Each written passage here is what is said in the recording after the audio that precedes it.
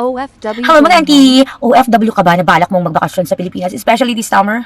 Huwag na huwag mong sasabihin ang return date mo. Yes! For more tips, dito ka lang sa Masyang Galing. Huwag na huwag mo akong iiwan, dyan ka lang at dito lang ako. Bibigyan kita ng tips na makakasave sa buhay mo. Oo mga auntie, lahat tayo gustong magbakasyon, di ba? Pero dapat, smart tayo at witty. Hindi tayo dapat maging isang buhay millionaire sa isang araw. Ang hirap kumita ng pera, mga auntie, mga uncle. Because the moment they know na uuwi ka, for sure, magme-message sa'yo, uy, libre ka ba? Uy, pautang nga. Kailan ka available? At syempre, may pasalubong ka ba para sa akin? Kahit hindi naman sila kasama sa listahan mo, yun ang mga tanong na mararamdaman mo. So, keep mysterious mga auntie. Protect your face. Okay? Yun ang una kong tip. Oh, ano?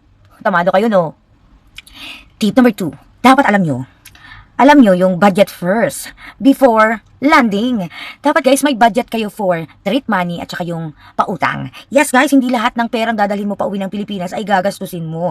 Be wise and smart, di ba? Kasi sabi ng isip mo, deserve ko to, deserve kong magbakasyon, deserve kong magwaldas. Pero after 1 month or 1 week na nasa Pilipinas ka, sasabihin mo, Lord, tutin mo na ako, wala na kong budget, gusto ko nang bumalik. Truthful. Tip number 3. Siyempre, rest days are not wasted days. So, kaya ka uuwi ng Pilipinas para magbakasyon. Diba? You work for months, years dito sa abroad. You don't need to attend every reunion, every meetups. At you don't deserve, you don't need na magpakitang gilas dun sa mga kaibigan mo sa Pilipinas, sa mga kamag-anak mo. You are there para magbakasyon at mag-relax man lang, di ba?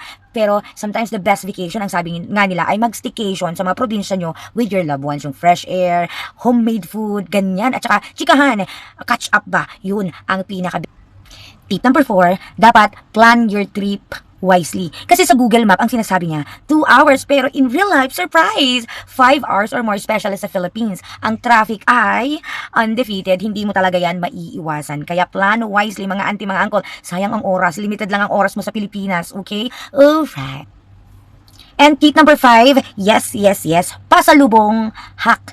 Not everyone kailangan mong bilhan, okay? Hindi lahat sila bibilhan mo ng gift or pasalubong. Group gifts, okay lang per family. Tapos, alam naman natin, ang chocolate is a universal solution. Pag may mag-complain dyan, na ano ba yung binigay niyang chocolate, hindi Dubai chocolate, ano ba yung binigay niyang sabon, hindi Lux, hindi Ivory, kemerot, mamberot, next time, wag mo nang pasasalubungan. Or, best thing, wag ka nang magpasalubong sa mga, wala namang ambag sa buhay mo, ni pamasahe or pabaon man lang nung umalis ka ng Pilipinas, wala silang pinigay, kaya case na yon.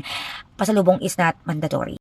At syempre, hindi mawawala ang tip number 6, kung saan you have to take lots of photos with your loved ones and families. At syempre, tikman mo ang pinakamasasarap at yung mga pagkaing Pinoy while in the Philippines, di ba? Yung mga manok na nakukuha lang din sa paligid ng bahay, mga pinipitas sa prutas, along the way, yung mga niluluto sa kalye-kalye, di ba? Ang sarap yun. Kasi, pagbalik mo ng abroad, mamimiss mo na naman ng, I miss the Philippines, I miss my family, I miss my father, I miss my mother, I miss my kids, I miss the foods in the Philippines, and especially, I miss the ambience. Yes. So, kailangan kumuha ka ng lahat ng memories mo habang nasa Pilipinas ka for vacation. Sabi nga nila, memories is equal to emotional allowance. Yes, para may baon ka na naman papuntang abroad, 'di ba? 'Yun lang. At syempre, last but not the least is number 7, tips sa lahat ng mga uuwi ng Pilipinas as an OFW like me. Enjoy, but remember guys, why you went home. Yes, ang pinaka dahilan ng pag-uwi natin sa Pilipinas ay syempre, laugh, eat, hug your loved ones, hug your people. That's the real luxury. Yes, guys, that's all for now. Yun yung mga tips ko sa lahat ng mga pauwi ng Pilipinas para magbakasyon. Paalam, this has been your Masyang Galing nagbigay tips at saya sa inyo. Mama chup chup. Bye!